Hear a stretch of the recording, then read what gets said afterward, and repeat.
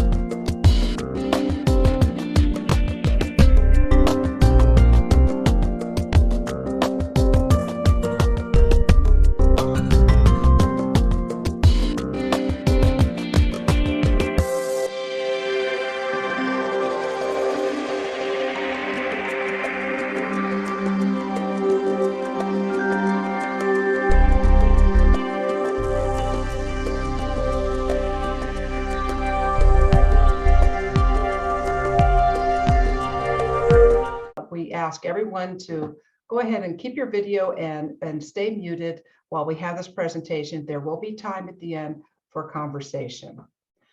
So right now, what I'd like to do is to bring us present to the present moment. And so we'll have a beautiful offering here by Gary Malkin and Sarah McCrum, a transformance, calling us to be present.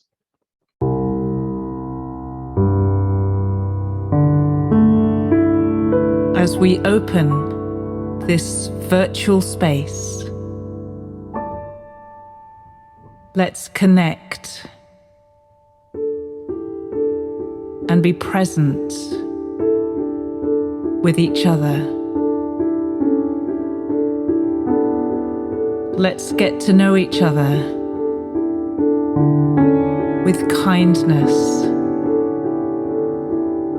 and gentleness.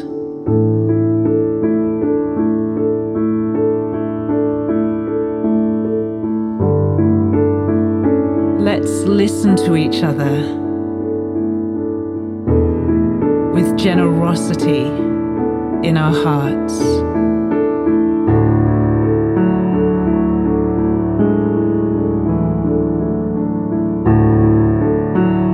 Let's learn from each other with curiosity and wonder. We are a part of nature. We are a part of Earth.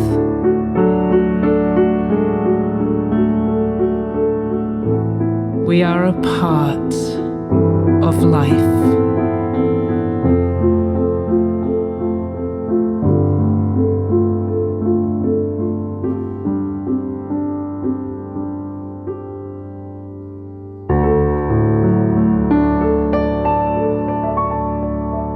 May we use our time together to add to peace and truth and goodness in the world.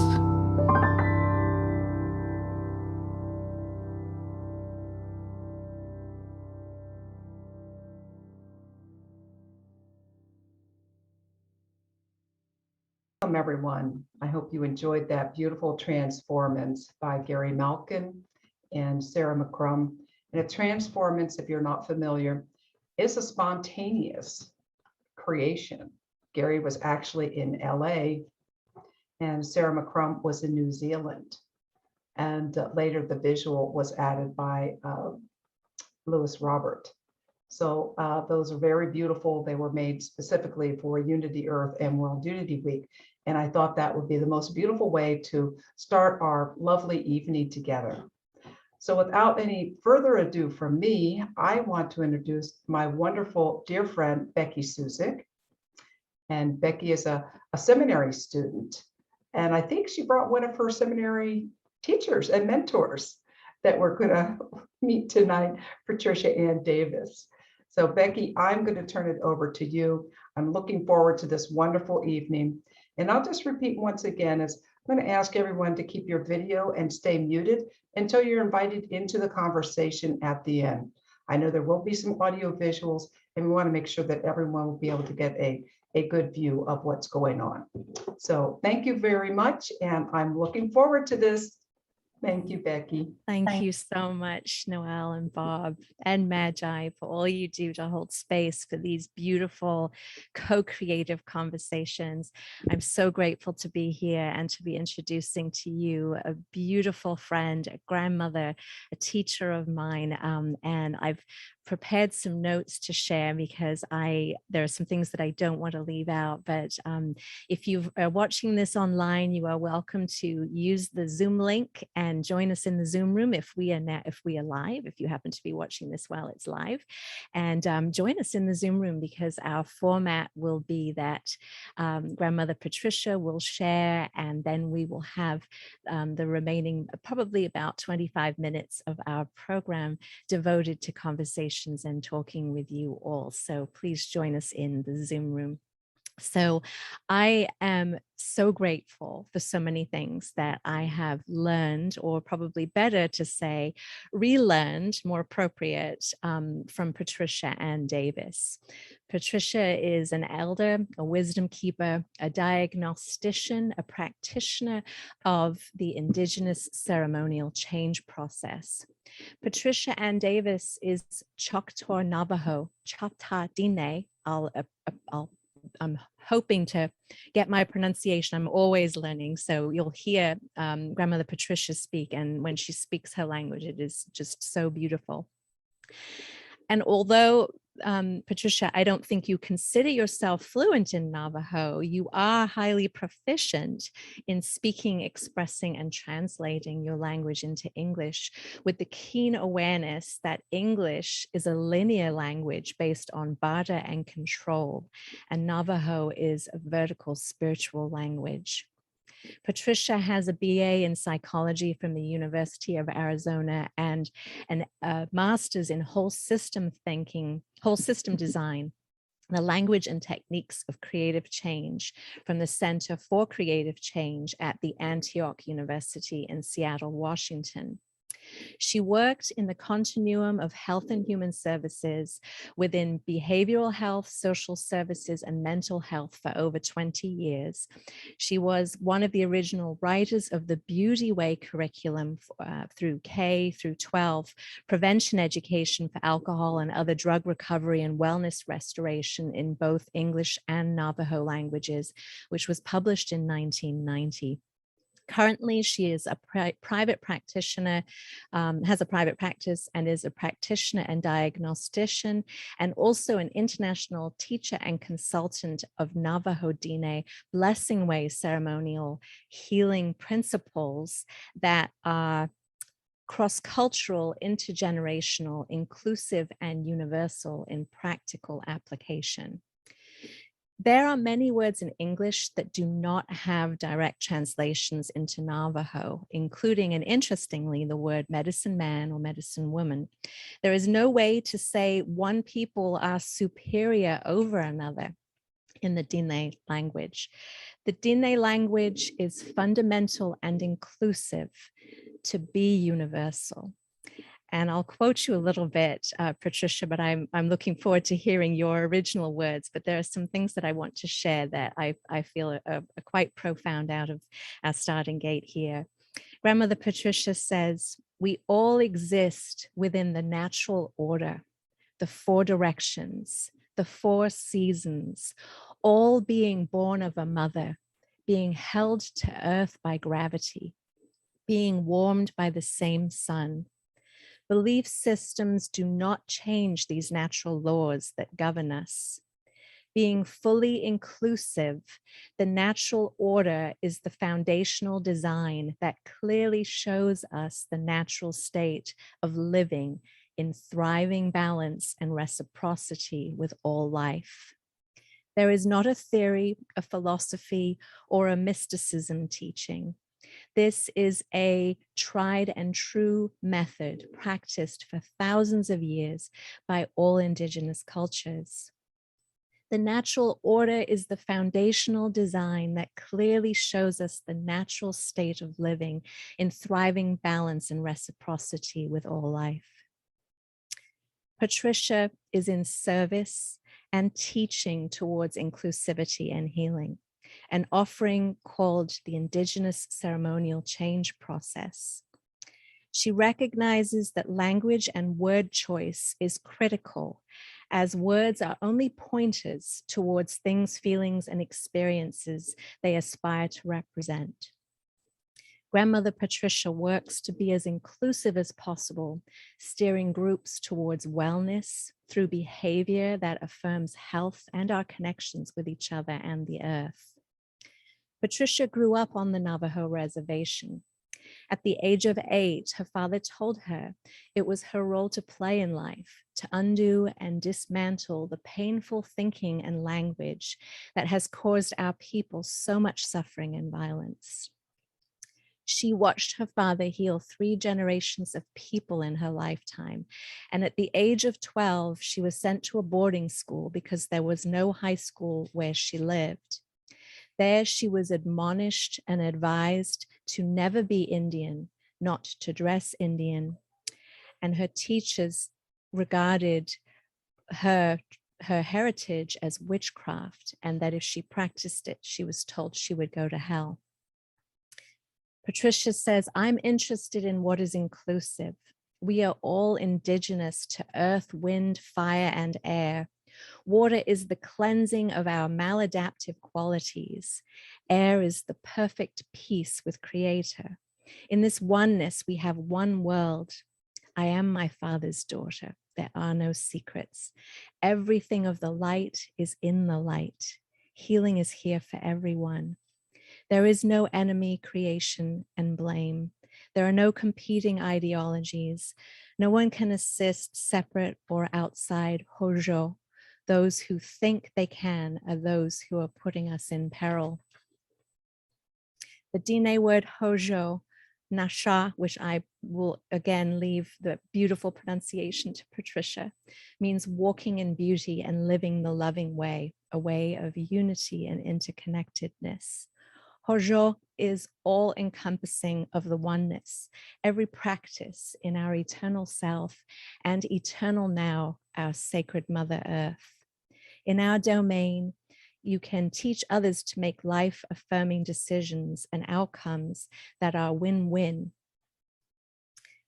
Grandmother Patricia has helped me to personally develop greater awareness in how I use and choose my words and language towards the elimination of language that promotes scarcity ideas, and instead to choose words that affirm flourishing, connection, and abundance. During my Islamic studies last year, I came across a quote that deeply resonated with me, that affirms the universality of beauty and to me the significance of Diné Hojo. Islamic art scholar Dr. Uludamini Ogulanike says, the soul needs beauty like the body needs air, water, and food. And so just as our bodies, in a sense, become what we eat, our souls become what we look at, what we listen to, what we think about, and what we contemplate. There are countless ways to discover beauty. And I've discovered beauty through my own personal intention to re-indigenate myself, to reconnect myself with nature, to seek and acknowledge the ways Mother Earth supports and provides for me and our sacred residents. And I invite each of you, as you're listening to Grandmother Patricia, to have a piece of paper nearby. And as you hear her speak, tonight is not a night about mastery. This is about opening our hearts and listening with our hearts, and perhaps capturing some of the essence of some of the things that she will be sharing with us. So perhaps have a pen and a paper and capture some things so that you can reflect, as I do, on some of my notes that I've had over this past year with Grandmother Patricia. And as I'm about to pass this over to Sister Patricia, Grandmother Patricia, I would like to sing a song that a friend of mine taught me. It's a song called the Beauty Waltz, and it was inspired by the Beauty Way. And I'm going to share my screen to show you the words, and you can enjoy these words. The Beauty Way. And this is written by Kathleen. Well, the words are from the tradition of Navajo, but the song itself was written by Kathleen Hannon. And I sing this as a gift to you, dear Patricia. I walk in beauty, beauty before me, beauty behind me, beauty inside me, beauty all around, around, around. I walk around. I walk in beauty all around.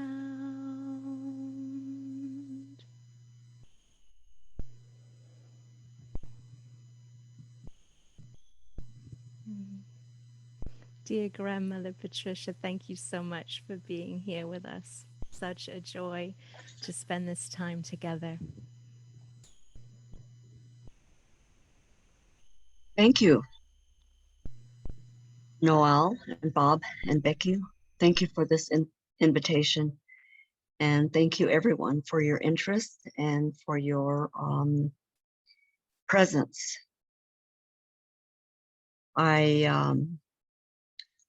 am very inspired and uplifted by this opportunity to share a treasure knowledge. So I extend a welcome to everyone present. I noticed that at a certain point there was 11 participants, and certainly there's more right now, but I'm the 11th child born in the 11th month. And today is 11th month and the 11th day. Now, my warm heart-to-heart hug to each and every one of you. I would like to begin to start just to honor Barbara Max Hubbard, to remember her, to acknowledge and to honor her, the innovative and creative visionary and futurist. I heard of her, I knew about her, I read about her, and I know that her intention and ideas were to make a better society by awakening people's capacity for understanding and utilizing, quote, the power of their mind. And also, quote, she posited that humanity was on the threshold of a quantum leap of what she called emergent scientific, social, spiritual capacities that were integrated to address global crises. Now that's congruent with my life's work. And I want to mention that when my late father gave me this lifetime task, I turned 71 on November 3rd. And he said to me at a very young age, undo the thinking that caused our people so much violence and suffering. And I have spent a lifetime, which is to define, illustrate, and to describe Blessed Way principles. when I say I'm not fluent in conversational Navajo, that's because when we look at the chart, we're going to use a illustration while I'm talking. I'll let Becky know when to bring that up. You will see that that the spiritual language words are being spoken with European thinking, and I'll give you an example. It's a blatant one. The word non-Setvian is the holy plant people, and from there we have medicinal herbs, which are under the category that we call azet, and then people are translating that to mean prescription drugs.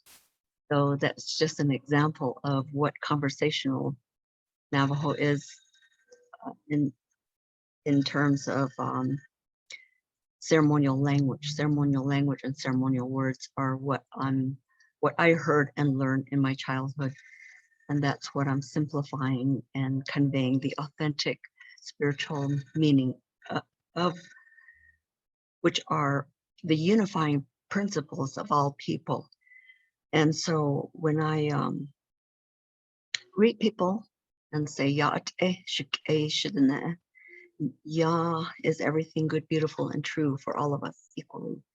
Te means that's all I speak. And Shik'e, my family, Shidana, my relatives.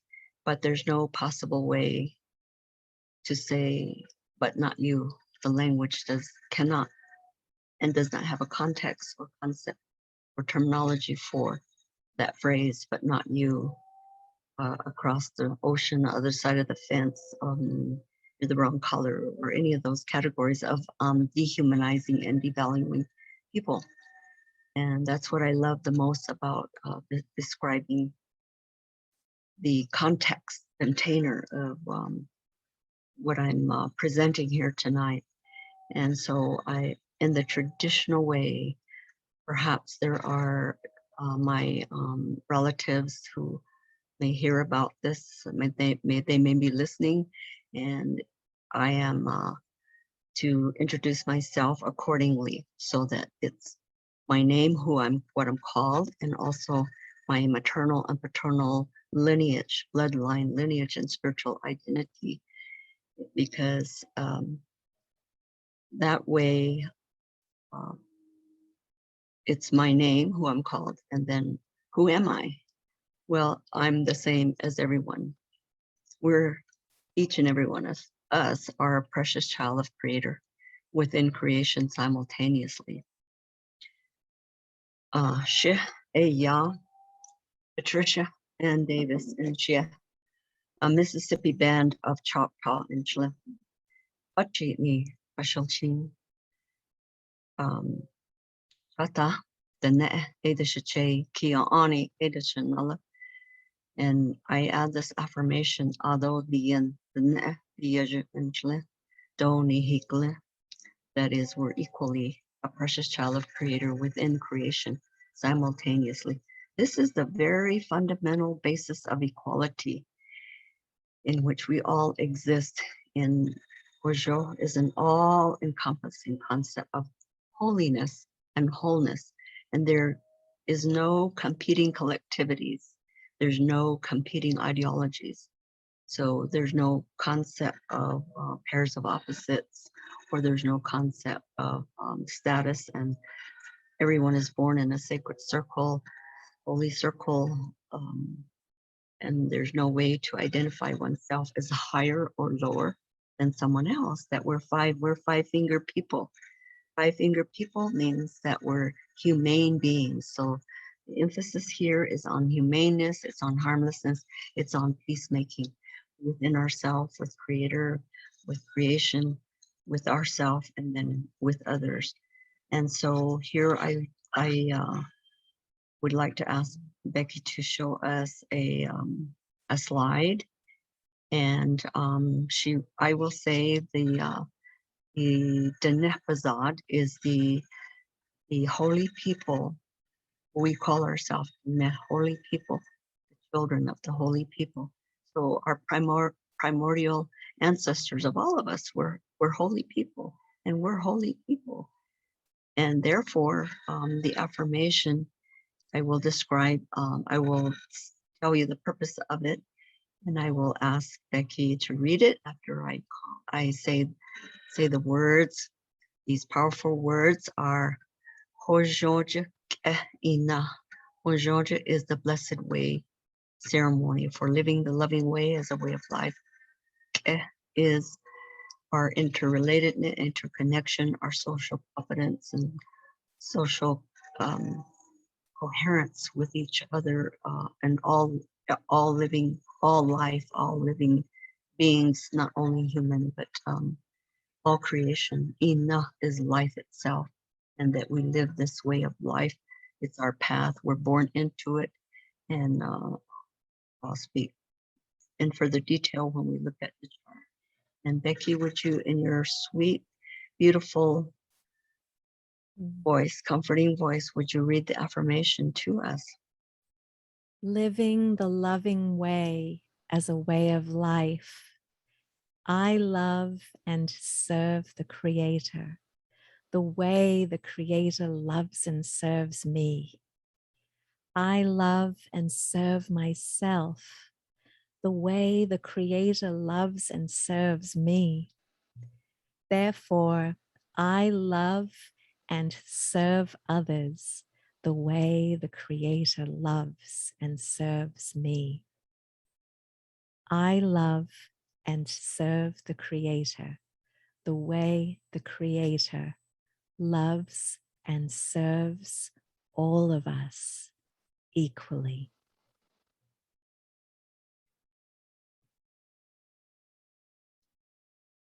Moment to understand that an affirmation is speaking as a thought reversal out of a deficient self-image where we believe that something is wrong with us, and there's an external remediation process out of this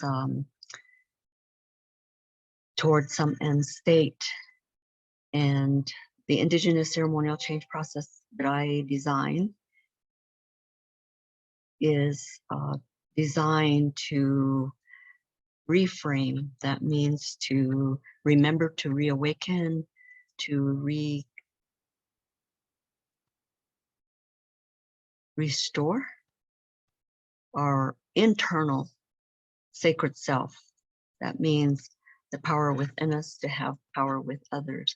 And this came about as a way to show you in English that the language, the ceremonial language, I'm not talking about the conversational language. Remember, it's with Eurocentric dualistic thinking and using the words. I'm speaking of ceremonial language words. That this came about because I defined pain as that we're born, if we believe we're a deficient self-image, we're going to think that nobody loves us, and we are not learning how to love someone, and someone doesn't love us, and they can't love us, and we can't love them, and we're trapped into this pain of not feeling that we're worthy of love, and then that we're violated in that way, and then that violation is that we become angry. So the pain and the feeds the anger, and the anger feeds the pain, and the anger and the pain feeds the fear for survival. And so this reframe takes us out of feeling not worthy and sacrificing and believing that a spiritual path is pain and suffering. I believe that Barbara Max Hubbard, as a visionary and a futurist, that what she was intuiting and what she was advocating for was a way to wake people up, get across that we're not trapped and entrenched where we don't know that we're trapped and entrenched in a destructive and death-producing decision and outcome. So that is the purpose of the Indigenous Ceremonial Change Process. So when we say, I'm going to love others the way I love myself, I found that it's very challenging for us to know how to love ourselves if we're believing that we're a deficient self-image. how can we love ourselves, and then how can we love others. So this is a reframe, a thought reversal that then initiates within us the awakening that we are truly a sacred self. So let us move on to a description of what is an Indigenous ceremonial change process. So that when I say Indigenous now, that means that our body is earth. Our physical body is earth. 72% we are water, and we are also fire. That's our temperature. And then this air,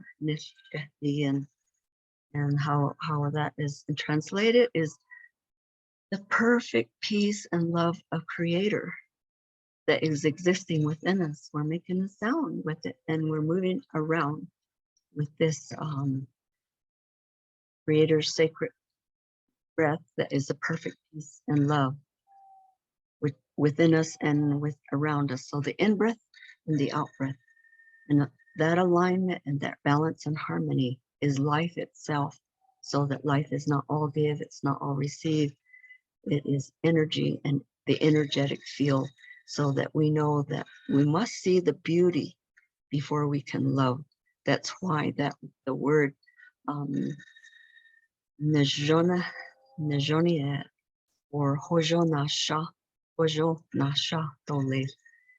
It's beautiful. Everything is beautiful. We're all created beautiful because we're created with the essence and substance of love. And then Hojo Nasha, I'm walking my life path, my spiritual life path in love and beauty and love and peace and joy and happiness and good health with my relatives and all creation. So that when I just simplified the process from the authentic, the touchy and the Kia'ani authentic medicine people were my teachers, my own father, his brother, my aunt, my relatives to this day. I still, even these elder people have passed away. I still have touchy and Kia'ani medicine people to guide me and protect me and assist me along my path of presenting treasure knowledge. And so I ask you for active listening in order to, when it comes time for discussion and question, that we can clarify in such a way that the practical application to contemporary life in our daily decision making then is what the goal is here. So we could put the chart up, the chart that is blank, the one that has just the template, Becky. So you're going to see, let's go to the bottom one first, to the bottom half. This is an illustration of the thinking system. When I call this inverse thinking system, that means that we are trapped and entrenched in thinking that there's only win-lose. And win-lose means that nobody wins. That means if I'm going to live, you die. If I'm going to eat, I have to kill you.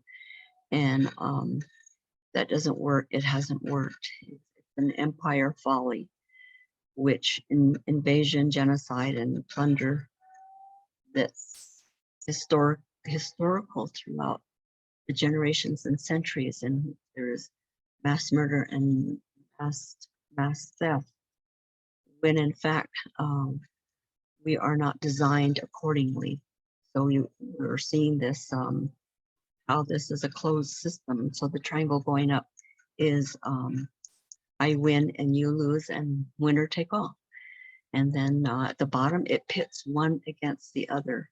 So what I'm speaking of is not a religion or a philosophy or a theory. It's not a belief system. It is a way of life in which there is no need to one against the other. As you see at the bottom of the top triangle, it polarizes people into born against, right and wrong, good and bad. It polarizes people into perpetual adversary and conflict, and then war. And then look at the acronym of war. It says, we are right, we are righteous. And that is something that we have to, I call it, or whole systems design, the language and techniques of creative change, calls this leverage point. That means our decision making. So that when we see rescuer, enabler, persecutor, and victim, that means these are the populations that must, like people of color, and also not only we are right, but we are righteous acronym. It tells us that people of color and women, historically, we had to agree to lose and pay to lose. And there you see that the money resource goes from the poor to the rich, from the bottom to the top. And so we have been practicing this. And so I understand this, this way of being in which we're confused, we have doubt, we have fear for survival, and then we're experiencing poverty, hunger, poverty, disease, and premature death. So that is the inverse thinking system that I'm describing to you. If I were to put something in the middle of a room and we were looking at it, and there was something each person saw from a different angle from where they were sitting, that's our consciousness producing perception, and then reality is relative to our perception. So then we would require take away and replace. We would ask people to convert to our way of thinking, and our way of thinking is only what our consciousness and perception is. And then you'll see a pathway, and this pathway that is highlighted from persecutor. This is an old chart, Becky. It doesn't have the leveler truth teller, but when we see it in the leveler and truth teller is outside. It's in the the leveler and truth teller then takes us to the ceremonial change process. In other words, in your contemporary life at home, your profession, where you, your community, the politics, the school, your places of worship, I'm only asking, inspiring, and motivating people to on a decision-making process. And the way that we go about it in the ceremony, authentic ceremonies, our first ceremony, naming any out of balance condition. I studied through bachelor's developmental psychology, through master's whole systems design, and into a doctorate in clinical psychology, and couldn't finish because the money wasn't there for me at that age. However, I studied the language of pathology, which only means out of balance condition. What is an out of balance condition? War is an out of balance condition. Sickness is an out of balance condition. Addiction is an out of balance condition, and so on. So that we identify it. What is it? And then, oh, we're not just going to deal with the symptoms and perpetuate the symptoms. We're going to go to and identify the root cause. So when I identify, just for our purposes, let's say this sickness is cancer. Well, it's a profound need to change one's thinking. Let's say it's diabetes. Well, it's a profound need to find the sweetness in life, in addition to nutrition and weight and exercise. Let's look at war. I'm going to say arbitrarily, it's our addiction to defend, our addiction to greed, and so on. So that root cause must be undone, dismantled, deconstructed. And that's what I'm asking people to do. The emptying phase is where we talk it out, cry it out, dance, sing, drum, chant. Also, we are in a meditative state. Even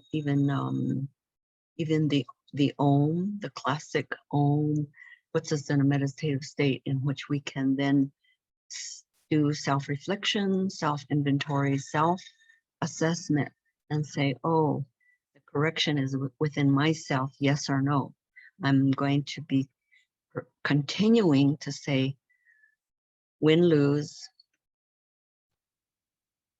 That's no win for everyone. Let's really recognize that win, lose is no win for everyone. And then that's destructive and death producing decision and outcome. So the emptying is the aha. Oh, the awakening. Oh, I get it. Okay, what is it I'm going to use within me? My whole brain thinking is my conscience. Ehozin, conscience, holy thinking, and moral reasoning and intuition, and the mana, which is the creative imagination. We're all a spark of divinity.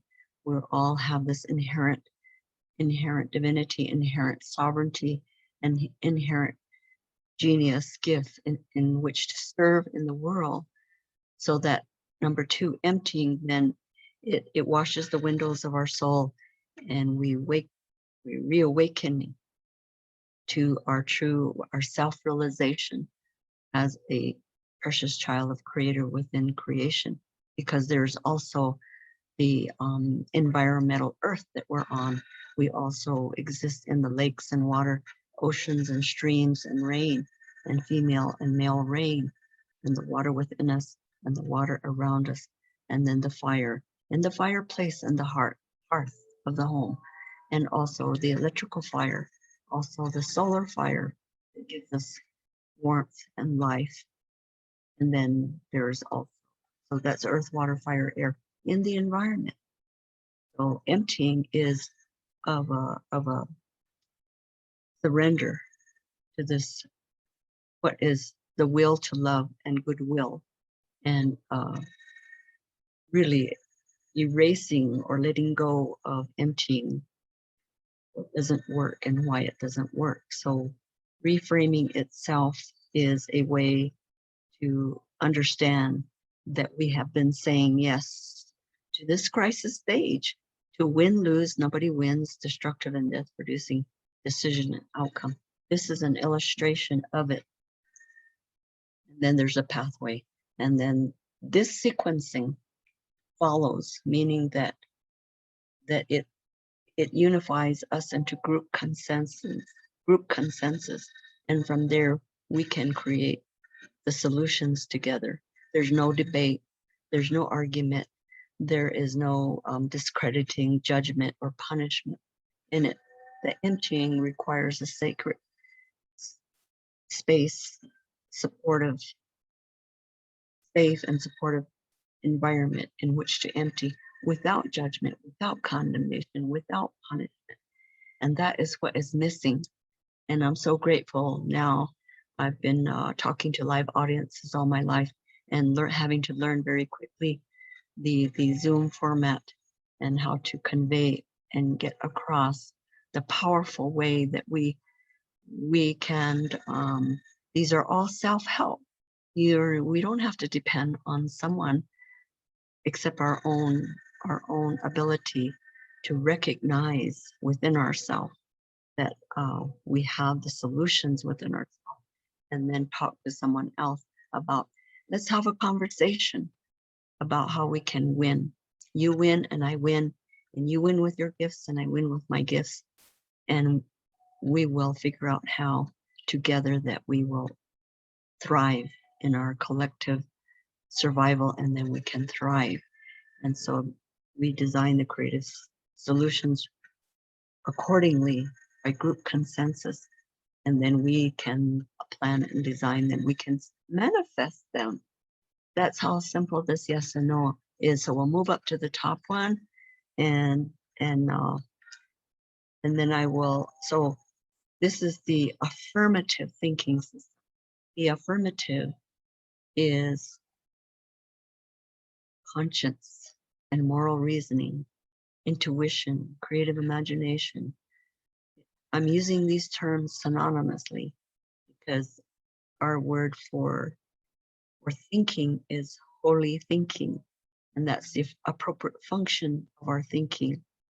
And then I make a distinction to let me make this distinction that we're going to bring up another illustration to show you how we get fooled by not discerning. I use the art of making distinction to discern. Like this one is a discernment between inverse thinking, and affirmative thinking.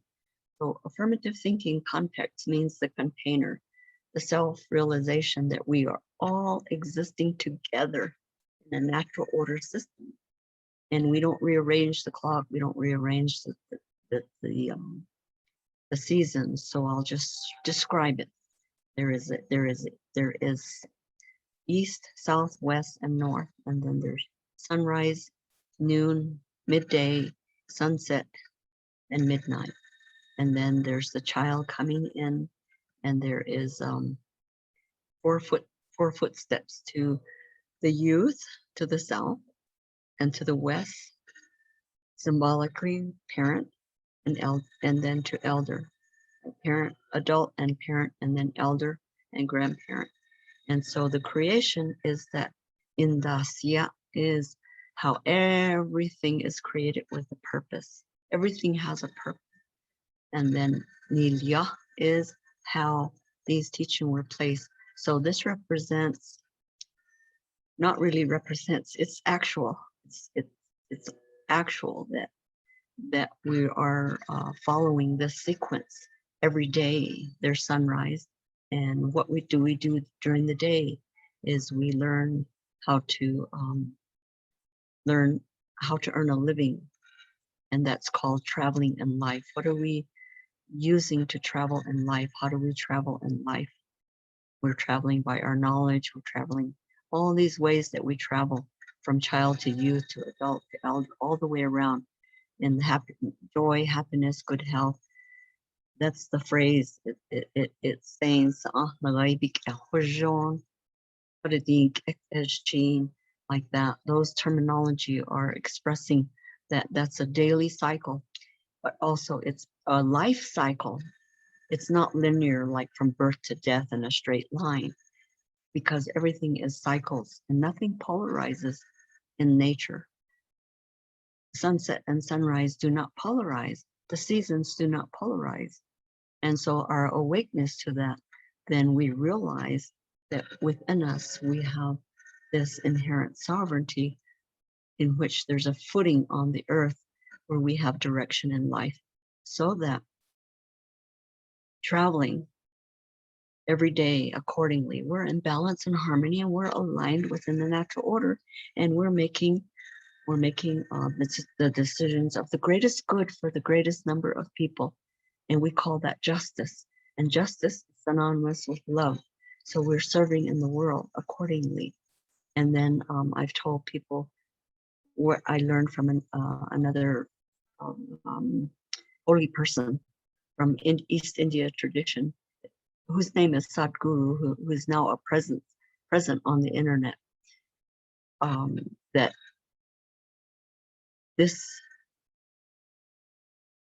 serving in the world accordingly, there's going to be another group of people who tell us that we're doing a disservice and injustice to them when we're in this thinking system, serving in the world by the greatest good for the greatest number of people. So that Hojo is how the ceremonial language only speaks in the natural order. So we exist in the natural order, and nobody can be outside of or separate from it. And we're going to go look at the illustration. There's so much to teach here. I'm moving accordingly, watching the time here, so that we're going to show the way that I see on the right hand of your screen. We're all created accordingly. We're a personality, and then we're a soul, and then we're a light body. That is the power within to have power with others. That's what eliminates the need for power over, for conquest, for brute force and deception. And then what happens? So that's how we look in the natural order, and that's how we come in.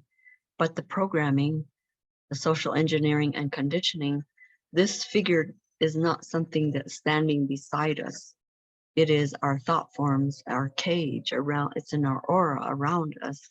and you will see the block between the person's head and the horizontal black bar between their personality and their soul.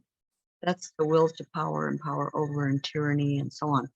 And then you will see an X below it, and then the line in the head. So we have this mind-body dichotomy, and we have this dualistic thinking. So this criminal mind, and then you see what's coming out of the mouth, all the lies and the violence and so on. That's what's coming out of the mouth. So that I'm calling the criminal mind, using our thinking for what it's not for, calling in these maladaptive emotions, which are the spirit of hindrance, fear, hate, envy, greed, jealousy, anger, shame, guilt, remorse, regret, and lust. That means that that's within the aura. And then that is what attracts magnetically other entity spirits, that when our energy is lowered, then we become trapped in this energy cage. And so that's a way of I'm not going to show the other one because of time. This one will do for showing you what is the distinction of a criminal mind. And on the right side, then we have where the eyes are, that's the divine masculine and divine feminine.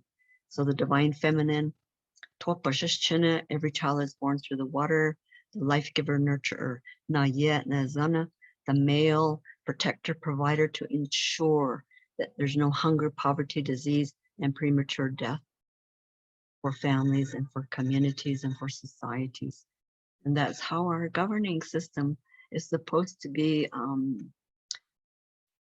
governing. That was a traditional tribal governing system. And I'm speaking about the ideal. And of course, now we're experiencing actual, which the left side is how war starts and suicide, because nobody can really kill themselves.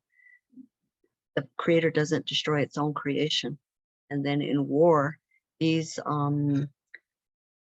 patterns were not our patterns, but people are sometimes they're told to say they're the patterns, to say like, I'm a loser, I'm an alcoholic, I'm all these ways of deficient self-image were not our patterns. So in war, these patterns attack one another, and when in fact they're in some insanity, sort of like what I would call like possessed by erroneous thinking. So I'm going to leave it at that right there and just move on to that's the illustration of the criminal mind. And now we're almost to the top of the hour. We're going to start a question and answer right now. I would like to define the natural order a little bit more, that we begin our day with our spiritual thinking and intention, and then during the day, our livelihood, our work, our transportation is in contemporary life, and then evening time is to take care of our water and fire, to take care of our home, to take care of our relatives, our grandchildren, our grandparents. Hopefully we can, some people are lucky they still have livestock and gardens in their home place, and all of it is home and family, and the hearth of the home and the love and the ceremonial teaching, just like we are right now in the evening. This is the time in the natural order for elders then to speak to the next generation, intergenerational. We don't recruit them to participate in their own demise by continuing the cycles of violence and destruction, and that language, that thinking in that language, so that at midnight is reverence. We're earth, water, fire, and air, literally. Then we're existing in it, within it. And so we're calling it Sehasen, that is reverence for ourselves, to take care of ourselves. And indigenous people stewarded the earth, water, fire, and air. It was like saying, Well, we have to take care of our body and stay in alignment. We're earth, water, fire, and air. Anything is out of balance, we're going to get sick and we're going to pass on before we make it all the way around on this wellness restoration path. And then we steward the earth, water, fire, and air. There's a reciprocal, it takes care of us and we take care of it. And so it's just my way of getting across, hopefully to inspire people. Our lesson today is now divisiveness and separate children from the family, put them in cages, put them in prison, put them in jail, put them in the war, put them in the grave, put them in the street, put them homeless, put them in the hospital. These are even men are missing as the protector providers. They're missing, and where is the healthy helping teamwork between the life giver, nurturer, and the protector provider? That must be restored, because that male dominate, female submit in it cause animosity and aggression, and we have to undo that internally and then between us, male and female. So this domination submission, this one like this, dominate and submit, vertical is in the indigenous cultures is on the earth, the east, south, west, and north, and the doorway, the hard goods and soft goods, and everything comes through that door from Creator. Everything comes through the door. So we acknowledge and we have gratitude. And we say thank you to all creation that provides us with abundance and plenitude. And then we care for one another and share with each other. That's what I could write and speak volumes about it. So we're at the place where this word co-creative, I had been using this word all my life in English, and people had no clue about, like, what do you mean by co-creative? They thought it's just with each other. So we're going to show an illustration of a cradle board, and this cradle board, if we'll bring that up, you will see there is a board over the head. It's a protective over the head. The right side of the body is the mother side, and the left side is the father side. That's divine feminine, divine masculine. But this word co-creative, I wanted to show you how that's word co-creative is congruent with this co-creative convergence event, and how powerful that you have designed and you have given space and time on a weekly basis for your guests to come and share their vision and their view. This is from the indigenous lens of a cradle board, and this board is called Natsilid. Natsilid literally translates to rainbow, and rainbow means the interconnection between. That means there's no mind-body dichotomy between a person and Creator and creation. That there's whole brain thinking. It's a figure 8, the right and the left, just like divine feminine, divine masculine. So there's a whole brain thinking, whole brain thinking, conscience, moral reasoning. That means harmlessness and humaneness and peacemaking, and intuition that we see and envision only that what is good, beautiful, and true for all of us. And then what I call it mana, which is what we have. Animals have instinct, and we're not confused in our culture and language with the animal lineage. We're in an inherent divinity lineage, in which the spark of divinity then is that the creative imagination is our inherent way to serve in the world, that our capacity to design co-creative solutions using win-win, constructive, and life-affirming decision and outcomes. So I have come to the place where I hope that by these visuals and these treasure knowledge and descriptions and illustrations, can bring you to a place where you can ask questions and have discussions in the remaining time that we have tonight. And thank you all, each and every one of you. Thank you. Does anybody have a question or a reflection that they'd like to share with Grandmother Patricia? You can have a comment, an opinion, and even an objection if you have one. I'll respond.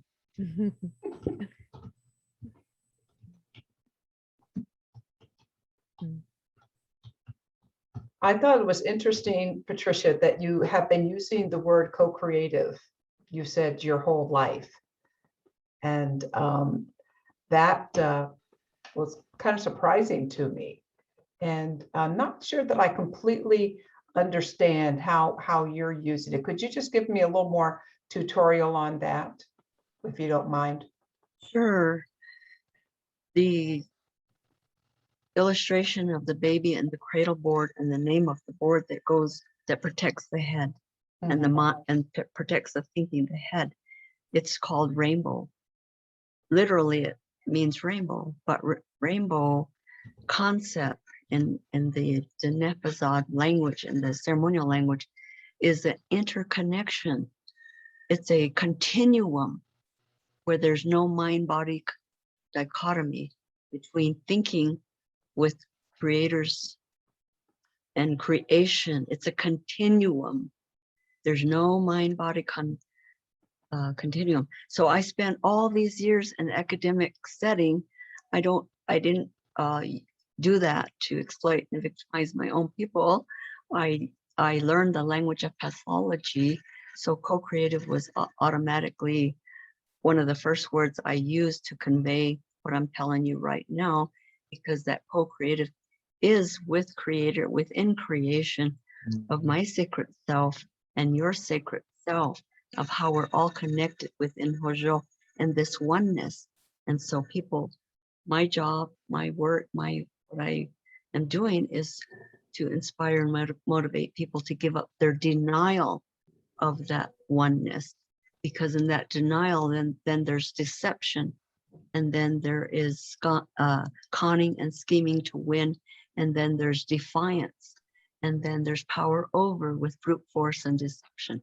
So that's deconstructing all of that, even with that word. So it's existing in our language, the concept, but the challenge into describing it in English and to show you the illustration of the meaning of the name of the board over the head, protecting the thinking, to tell the body correct information, because we're telling our body wrong information, not realizing how we're interconnected. And then if you saw the picture of the criminal mind and the sacred self, maybe I didn't have enough emphasis on the sacred self intellect, discern, because the criminal mind is to use our thinking for what it's not for. And aren't we in that crisis right now? So let us use our thinking for what it's for and tell our body correct information, and therefore we can have that group consensus and design these co-creative solutions. But first we have to come together to do that, and that's I understand what you're doing. Thank you. That really added to my understanding. And it's almost kind of like a non-duality teaching, is it not? Or I mean, it's like because of oneness. Well, there's no dualistic thinking. That's why I call it Eurocentric dualistic in English, because we have no concept, no container, no Hojo has no concept, container, terminology for it, for duality. There's nothing that polarizes. Yeah, so just if we had that whole mindset, we're never presented with that mindset. It's always, the lower diagram, the first diagram that you showed, where it's win-lose, but everyone loses. Opposite. Yeah, so the realization of that, I'm just going to say just really bluntly, because the earth is in a suicide, homicide compact now. When we harm ourselves, we harm others, and when they harm us, they harm themselves. So we're in a mega. So instead of the resource going from the bottom to the top, and the money is just energy too. It's a form of energy, and we can use it for win-win. It's not evil, it's energy. I call it green energy. And it doesn't go from the bottom to the top and from the poor to the rich. It goes, and I call it a planetary cosmic reframe. And the top circle, it always goes from the elder to the youth clockwise, because that's what the seventh generation term means. It doesn't mean one generation. It means every generation is making decision for the next 7 generations. So with the elders going out in the north quadrant and the youth coming in on the east, that's where the exchange is of the energy resources for stewarding the planet, the earth, water, fire, and air. And so that goes clockwise. That's a leverage point. And so the changing our decision making, how we're built in, we're not using it for win-win, constructive, and life affirming choices. And so we're dealing with all the consequence of it. Right. Right. I think Ingrid has her hand up. Thank you very much. Thank you. Very, very instructive. Thank you. I just realized that part of what I was going to ask was for more information about the cradle board. So you actually went into it, and maybe a little bit more of an understanding. I so appreciate your teachings, and I'm so grateful for a way of looking at that maladaptive mind, as to be able to look at it as not me. It's like, that's just the mind doing the thing that it's doing that's maladaptive, and there's a way to bring it back into harmony in what you were talking about, the continuum of the sacred self or continuum of creator within creation, creator co-creating with creator within creation. Could you say more about that? The mind body, that continuum of beingness.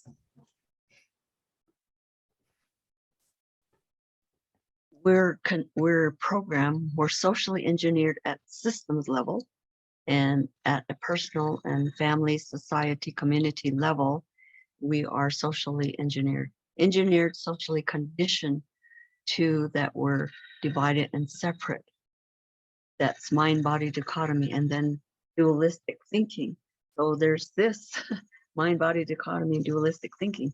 So the ceremonial change process, the purpose of it is to remove that how we are constructed. It's built within us, and that's why people resonate and understand it.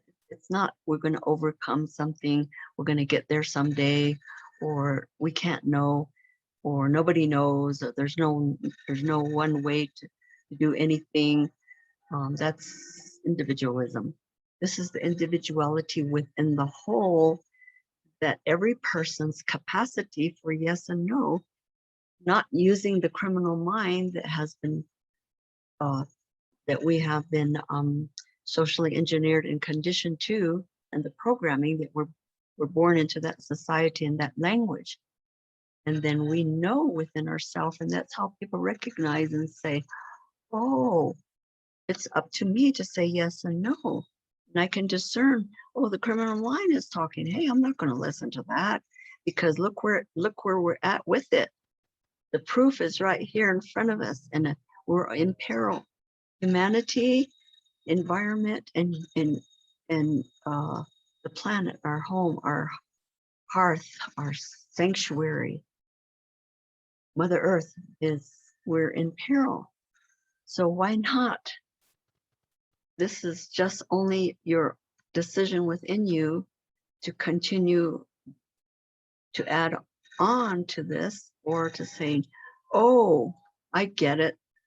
I don't need to listen to the criminal mind, because I need to cherish my children and my grandchildren and give them the legacy of life. And so that's why the baby and the cradle board story and so on is applying to every person. that we are all a precious child of Creator within creation. So this language does not exclude anybody. We're not saying it's in the Navajo language, so it's just for us and it's a secret. No, everything, this is what's in the light of the light is in the light, and there's no secrets about that. We're all created at the fundamental basis of equality, and we realize that that's self-realization. Then we have a footing between Mother Earth and Father Sky, in which we're aligned, we're in harmony, we're in balance accordingly. That's a blessed way ceremony. To reframe means you can't reform anything morally, inherently, spiritually that doesn't work. You can't reform it. But reframe means to our original, how we're constructed. Everything, the capacity is built within us. And we just have to discern yes and no. So my emphasis on showing the cradle board and that Nazi lid and the meaning of the continuum of our thinking and saying it in the English language where all those terminology are not separated, but they are a continuum. And that concept that we can't be outside of or separate from it. No one can divide our whole brain thinking. No one can divide from our soul and our light body. It's existing within us. And so the language is speaking accordingly, validating and affirming that. Does that help? Thank you. Grandmother Patricia, I remember you once you said to me that we, in how we pose questions, it's beyond what's wrong, it's what happened, like asking someone what happened to giving them the space to tell the story of what happened, not what's wrong. And even in the nuance of asking someone what's wrong, there's it's different, it's a different feeling. So I don't know if you want to say a little bit about that, and if anyone else has questions, you're invited to raise your hand as well. I'd love to hear from others. Go ahead, Bob. Um, And then we can come back to that if you want. Is that okay? Yes. Thank you. And bless you, Patricia, for bringing this evening to us. I was intrigued by the chart of the criminal and over to the, I don't know what you would characterize the right side, the true self, the true person. There were words there that said Christ self. Would you say a little bit, for those of us that are learning that Christ is not Jesus's last name, would you say a little bit more about that phrase by that image, which was, I think, Christ self, Christ self. Exactly. This chart was done years ago, and that was the only way that I could get across that truly that is not the prophet of love's last name. The Catholic people say Christ eminent, meaning the love within oneself, and they say Christ transcendent, the love in the universe. So they have to use eminent and transcendent to two different words to say within and in the universe. Well, our word is, and I'm not acculturated, okay, to Eurocentric dualistic thinking. I'm not acculturated to that, and I'm not converted to any belief system either. So I'm using that word as that 5-pointed gold star above the head as a symbol of gold and the color of replenishment, in which all the colors of the rainbow are everything in manifestation. And it's the love teaching, it's the love principle, because I said the whole universe is the essence and substance of love. And only somewhere in history, the self-betrayal that said, no, it isn't, follow me. I'm the God, and I'm going to manipulate and control the world resources. And so that's a betrayal story. So I'm using that word as a love principle. So when I say, ina, that is truly heal ourselves, heal each other, feed each other, love each other, help each other, share with each other. That's what our clans and our tribes are all about. People didn't even stop to ask us, or they prohibited us, and they in my lifetime, our ceremonies were outlawed and illegal. We had to hide, and people went to jail, and our feathers and drums and things our sacred items were confiscated, and then the people were fined and put in jail. Not only was there this boarding school experience for many generations, then it's just because that the words were not translated. Like I gave the example of the word non-Sethian, holy plant people. I could say Sethian, holy rock people. Not the other there's these words also for star people and so on. Everything is alive. So the energy of life itself has to be beauty and love and peace and the will to good and goodwill. I mean, are we using our common sense? That is the sacred self-entity. So I put that on the chart so that I could get it across to people that it's a love principle. It's not a person's last name. It is a principle, a unifying principle, in which then we have compassion and empathy. We have this joyful serving. We're not talking about sacrifice and pain and suffering. And that language, we in the bottom circle, we call that hochuan. And the top circle we call hojo. So you can hear the sound. One is destructive and death producing, and one is constructive and life affirming. There's two different energy, and they're a conflict of energy. They're a conflict of interests. They're not dualistic. They're a conflict of interest.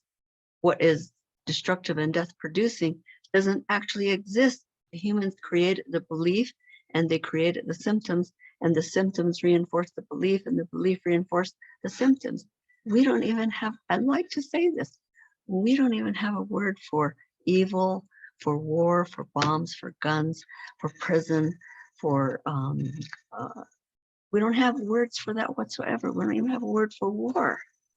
There's no word for evil. And what we say collectively is, doyasho, things that are toxic and that are not good, but it's like saying for all of us equally. They don't say you're no good. They say we don't talk like that. We don't act like that. It's a collective. Don't go there. Don't cross over there don't go over there. No way. These are strong words of parental injunctions that just convey that like a child is going to touch the electrical outlet, that learning that they would get away from it because it's going to harm you. So that's how the language is, only in the natural order of what sustains us, what gives us plenitude and abundance, and what regenerates us, and what also not that we're going to degenerate ourselves and each other. That's not valued and cherished and perpetuated. But we've been subject to how many centuries of acculturation and conversion, to the point that now I was told specifically in 2000, and I was told at a young age, and I was reminded in 2000 to I'm not allowed to keep this to myself. I have to come out in the open to create opportunities to be visible, to educate, because this knowledge is needed today. Thank you so much, Grandmother. We'll take Tex's question next, but I'd just like to share that every month there is an event that Grandmother Patricia holds called Love Currency Embassy, and I'm putting the information in the chat. And for those of you in the Zoom room, if you would like to be added to the email list, you're invited to put your email in the chat and we will capture that information. There is a suggested gift of $10, but no one is ever turned away if due to ability to pay or not. But it happens in the Zoom room, and the topic for this month, this is Friday, November 10th, on between 12 and 2 Eastern, and it is, let's see, the meeting ID is listed there as well, but you can put the your email info in the chat and we can send you more information. So Tex, I'd love to invite you to share. Thank you. Oh, Thank you, Noel and Bob, for curating Co-Creators Convergence. Thank you, Becky, for hosting this event and for this wonderful introduction of Grandmother Patricia. I've had the privilege over the last year of hearing Grandmother Patricia a few times.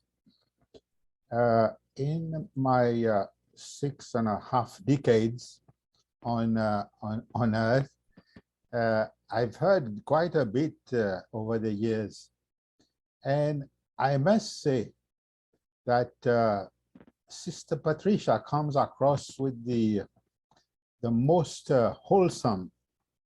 I mean, it's humbling, and it's also very inspiring. And I think it inspires much hope.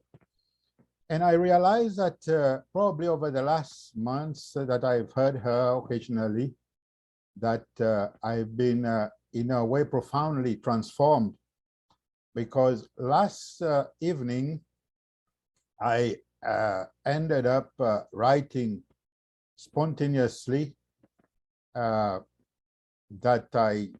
I feel a profound sense of a critical need that be awakened and nurtured, a generalized, conscious, keen, humbling, yet reverentially empowering sense of place. The indigenous peoples have a sense of place generally, as we can hear from Sister Patricia, a sense of place in terms of where they live, but in sense of place in the universe, even in the cosmos. And I feel that the more people can have this overview of our place in the universe, as Carl Sagan put it, the pale blue dot. The Earth is a pale blue dot in the vastness of the cosmos.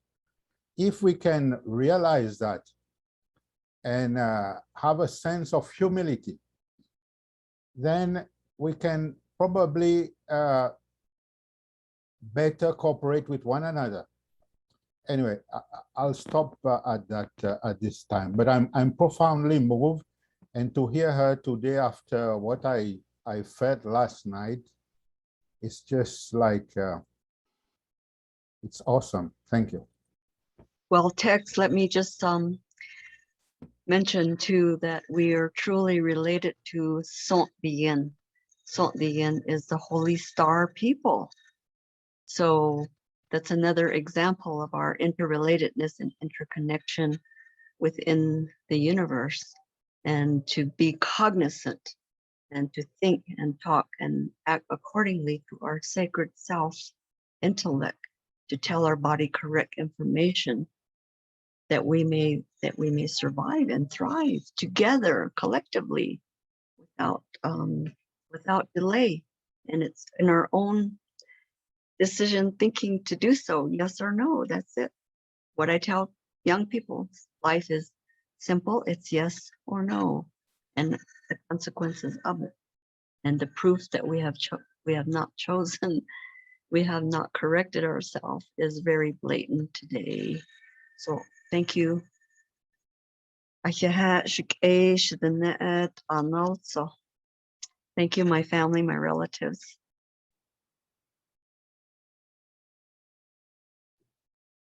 Thank you so much, Grandmother Patricia. This has been so beautiful and so expansive, and I have so many notes again to bless my awareness. I think I know that we're coming up on our time, and I apologize that I put in the chat the wrong date. I'm putting it in again, third time. It's November 12th. Today is November 11th, the 11th day of the 11th month with the 11th, the 11th child. So grateful for this time together with each of you, and would just like to invite one more reflection, opinion, comment before we close our time together. Is there anyone else who would like to share? Well, I do have a question, but it would take too long, so I'm going to follow up with that. But well, I'll just ask it really quick. So in what you, your teaching, your schema, and how does do you see yourself as eternal beings? And how does reincarnation come in? Yes, of course, because the earth, water, fire, and air elements will go back when we exit. So the earth goes back to the earth. And our name for that is Zithlej. That means the mountain dirt. And Zith means mountain, so it means spiritual strength. But it's on loan to us. So we are clothed in the Mother Earth. And then the water, element will go back. And the fire, Hajine Inabako, the fire of life, the origin of fire, and the fire of life, the temperature of that fire will go back. And earth, water, fire. And then the air is that we all exist eternally in the perfect peace and love of Creator, in or out of the body. So that as the circle of eternal life, that we can't be outside of our separate form. This is the hardest concept to get across in English. This when I say yin, that word is describing the perfect peace and love of Creator in breath, out breath. But when we exit, we're still in the air, and the elements will go back. When we come back, because we refuse to give up our denial of oneness, get that? When we refuse to give up our denial of oneness and we return and we're clothed again, we're still existing. That's why we're really not supposed to be saying with our sacred breath that only one group of people have the only real reality and the one true God, and they call it this, and the other person says no, it's this, and no, it's ours. We're using that Creator's breath that we all exist in, and that's where we pay attention to the fact that our eternal self is within the air element. When we say paradise and heaven and all of that, it's not over there. It's the sacred self existing with us, whether it's the symbol of chalice, the manger, the Holy Grail. These are all terminology that are outside symbols, but that's our eternal self existing in the air element, in breath, out breath, because there's an in breath, out breath in the universe. That's life itself. That's the creator within creation. So this is not Patricia's ways or Patricia's model. This is actually the Creator's way and Creator's creation. And I'm using the art of making distinction and not using the word, the God of the religions, because throughout history in the betrayal story, then there were those who said, I appoint myself God, in which I control the world resources and manipulate them to my benefit, that I'm born superior, the belief in superiority and privilege and entitlement, in which I'm the chosen one and I deserve more than others, and all those justifications. and using this creator's breath to do so. So, I mean, that's a lot right there, but that's a complete answer, huh? Thank you so much. I mean, it makes so much sense to me, even though you say it's difficult to explain, but it's Yes. beautiful. It's beautiful. Yes. That's why I'm loving watching the screen, because energetically there's no time and space in the spiritual realm. And so Mm. all this negativity in 3D can't actually exist in the spiritual realm. And the whole screen here and the whole energy field, we are all participating together in a mass media and doing a mass healing by speaking truth. And then there are witnesses, and that's how we dissolve and dismantle and deconstruct these false crystallized thought forms that we're not going to keep them around, because they just don't work. Mm. And we know what they don't work. True. True. So, Beautiful. Now I'm so glad I did ask the question, because I thought, no, that could go like into another 3 hours. But And it could. it could, I'm sure. But so that is the meaning of Hojo. I said there's no competing collectivities. There's no competing ideologies. It's the complete holiness with H and wholeness that we all exist in. Nobody can exist outside of us separate. But the people who believe are they're the ones doing the destroying. So they're saying that we're doing an injustice to us when we're serving in the world, making with justice and love and making the decision for the greatest good for the greatest number of people. Then there are the people who are spiritually asleep, telling us that when we do that, that we're doing an injustice to them. And if you hear the twistedness in it, I'm gonna call it what it is. It's sorcery. I wasn't born into sorcery, and I am not going to recruit anybody into twisting into the blasphemy for one person, one group of people's benefit over power over another, because we're not created that way. It makes sense, and you're resonating when you hear it, because it's contained in every person's holy thinking, and there are consciences existing. It's just that when people didn't use that, it became atrophy. And I leave it at there. I do believe there's a whole lot of atrophy. But grandmother, thank you so much. And thank you for your patience, because a lot of this thoughts and your diagrams, there's a lot to digest there. So I'm going to have to, this recording will be available if anyone wants to review this, because it's just so rich and deep. So thank you. Grandmother also, and I just say that with the Love Currency Embassy, grandmother goes deeper with that each month, and with her private practice is available for one-on-ones as well, to support people in their understanding.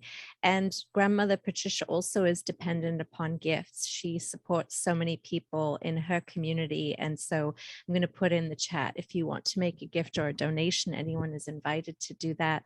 And it goes beyond grandmother Patricia. She helps so many people, so you're invited to do that, and that can be shared as well on the Facebook stream as well. So it's been such a joy and such a just gratitude. And every time, grandmother Patricia, that you're invited to speak, it feels like a healing circle, whether we've had 90 minutes together, or whether we hear from you for 5 minutes.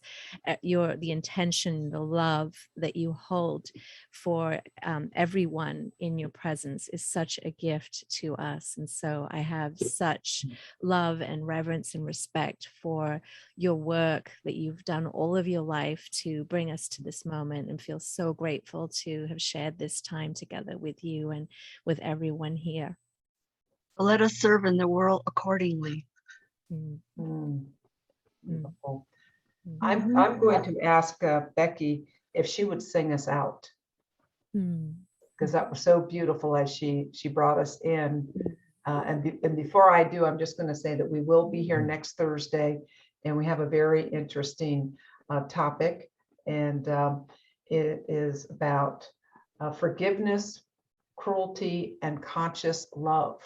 It's going to be it's a very interesting person with Kelvin Chin. So you're invited back here. We're here every Thursday night with just wonderful co-creators. And I just feel I have a little tickle in my heart, Patricia, to know that you've used that word all your life. It was just introduced to me through Barbara Marx Hubbard. So I just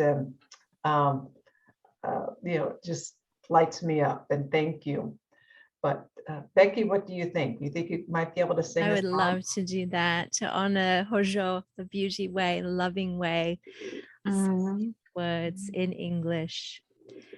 I walk in beauty, beauty before me, beauty behind me, beauty inside me, beauty all around, around, around. I walk around. I walk in beauty all around.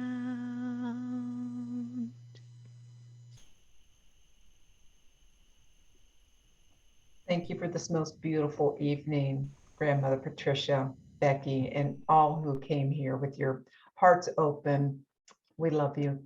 Thank you so much.